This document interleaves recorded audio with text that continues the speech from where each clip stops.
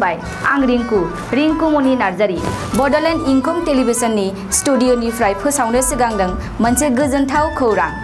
बडलेण्ड इंखं टेलिभिजना बानजायनो लादों all India लेभेलनि मोसानाय बादायलायनाय बडलेण्ड डान्स मास्टार सीजन 1।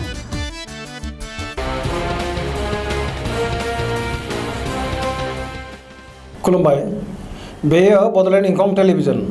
दिनै 17 आगस्ट 2020 समबारखालि सानसेनि बरादखौ नोंथांमोननि खाथियाव लानानै फैदों आं सदानन्द दैमारिया। सिगां फरायथिनो लादों मेष राशि। दिनैनि साना बारा मोजां नङा। गोसोखौ गोबां गुलुं गुजुं मोनगोन। माबा मोनसे गोरोन्थि मावफ्लांनानै गोबां खहा जागोन। सोरजोंबा नांलाय खमलाय जानो हागौ। गोसोनि साननायफ्रा देबार नांगोन। देहाया मोजां थानाय नङा। बिगुरनि बेराम एबा माननाय बेरामाव गोग्लैनांनो हागौ। रांखावरियाव मोजांद्राय नङा। नाङा फाङा खरसाया बांगोन। बेफार फालांगियाव खहा जागोन। गुबुना खहा खालामनो नाजागोन। न'खराव एना एनि फैगोन। समाजाव सोरजोंबा लाजि फोनांजागोन। सांग्रां जानाया गाहाम। गोसोआव जिंगाया बांगोन। वृष राशि। दिनैनि साना बारा मोजां नङा। गोसोखौ जोबोर उसुखुथु मोनगोन। मावनो लानाय खामानिखौ मावफुंनो हानाय नङा। समाजाव अदेबानि मान मोननो हागोन। रांखावरियाव बारा मोजां नङा।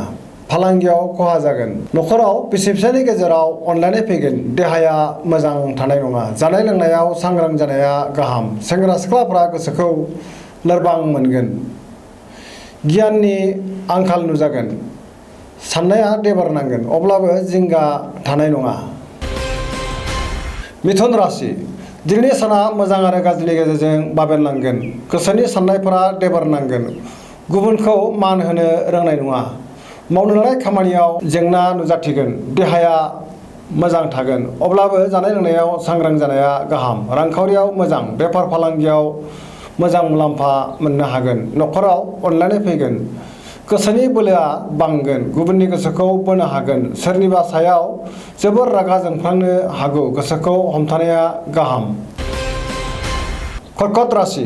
दिनैनि साना बारा मोजां नङा। गोसोआव बानाय फैगोन। मावनो लानाय खामानिखौ मावफुंनो हानाय नङा। रांखावरियाव मोजां नङा। बेफार फालांगियाव खहा जागोन। देहाया अदेबानि मोजाङै थागोन। गुबुननि हेफाजाब लानांगोन। गुबुननि गोसोखौ बोनो हागोन। न'खराव बिसि फिसायनि गेजेराव अनलायनाय फैगोन। लाइमोनफोरनि गोसोआ जोबोर रमान्टिक जागोन। बिदा फंबायनि हेफाजाब मोनगोन। समाजाव मान मोनगोन। सिंह राशि। दिनैनि साना बारा मोजां नङा। गोसोखौ जोबोर उसाव बादाव मोनगोन। गोजोननाय गैयै जागोन। मावनो लानाय खामानिखौ मावफुंनो हानाय नङा। गोबां हेंथा नुजाथिगोन। रांखावरियाव मोजांद्राय नङा। धोननि खहा जागोन। बेफार फालांगियाव मोजां नङा। न'खराव अनलायनाय फैगोन। गोसोनि बोलोआ लोरबां जागोन। साननायफोरा देबार नांगोन। गुबुननि बोसोन लानानै खामानिखौ मावोब्ला मोजाङै मावफुंनो हागोन। गोसोनि साननायफोरा देबार नांगोन। सोरजोंबा थगायजानोबो हागौ। सांग्रां जानाया गाहाम। कन्या राशि। दिनैनि साना मोजां आरो गाज्रिनि गेजेरजों बाबेनलांगोन। सोरबा लोगोनिफ्राय गाज्रि खौरां मोननानै गोसोखौ जोबोर गाज्रि मोनगोन। गुबुननि गोसोखौ बोनो हागोन। रांखावरियाव मोजां। बेफार फालांगियावबो मोजां होनजायो। देहाया मोजाङै थागोन। न'खराव बिसि फिसायनि गेजेराव अनलायनाय फैगोन। गोबां खामानियाव मुखुब थागोन। समाजाव मान मोनगोन। गोसोनि साननाया जाफुंनाय नङा। लाइमोनफोरा जोबोर रमान्टिक जागोन। लोगो लेवा बांसोगारगोन। तुला राशि। दिनैनि साना जोबोर मोजां। गोसोखौ जोबोर गोजोननाय मोनगोन। गोसोनि बोलोआ बांगोन। गोसोनि साननायफोरा जाफुंगोन। मावनो लानाय खामानिखौ गोरलैयैनो मावफुंनो हागोन। देहाया मोजाङै थागोन। रांखावरियाव जोबोर मोजां। मोननो गोनां धोनखौ मोननो हागोन। न'खराव बिसि फिसायनि गेजेराव अनलायनाय फैगोन। फरायसाफ्रा फरायनायाव गोसो दुंगोन। लोगोफोरनि हेफाजाब मोनगोन। गोसोआ जोबोर रमान्टिक जागोन। फरायसाफोरा फरायनायाव गोसो दुंगोन। वृश्चिक राशि। दिनैनि साना बारा मोजां नङा।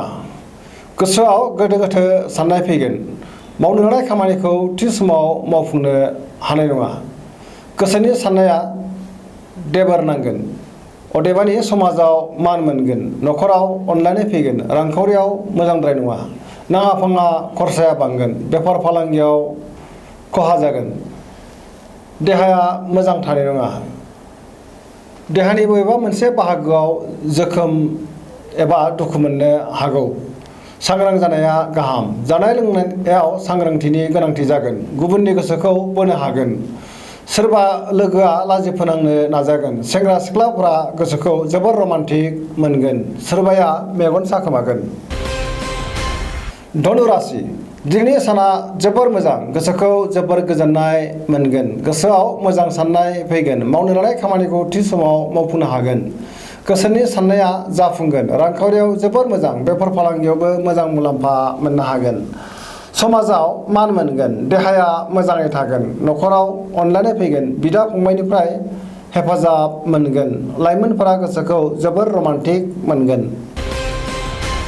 मकर राशि दिनैनि साना जोबोर मोजां। गोसोखौ जोबोर गोजोननाय मोनगोन। गुबुननि जेंनाखौ सुस्रांनो हागोन। मावनो लानाय खामानिखौ मावफुंनो हागोन। रांखावरियाव जोबोर मोजां। बेफार फालांगियावबो जोबोर मोजां।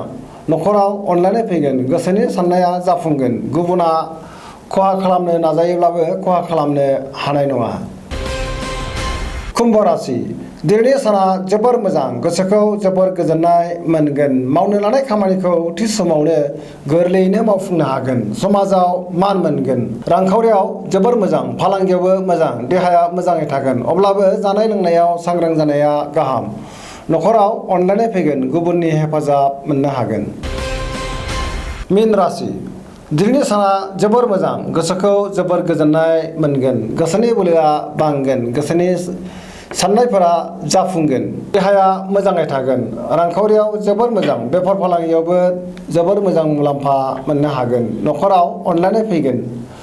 बहानिफ्रायबा मोजां खौरां मोनगोन। सेंग्रा सिख्लाफोरा गोसोखौ जोबोर रमान्टिक मोनगोन। मोननो गोनां धोनखौ दिनै गोरलैयैनो मोननो हागोन।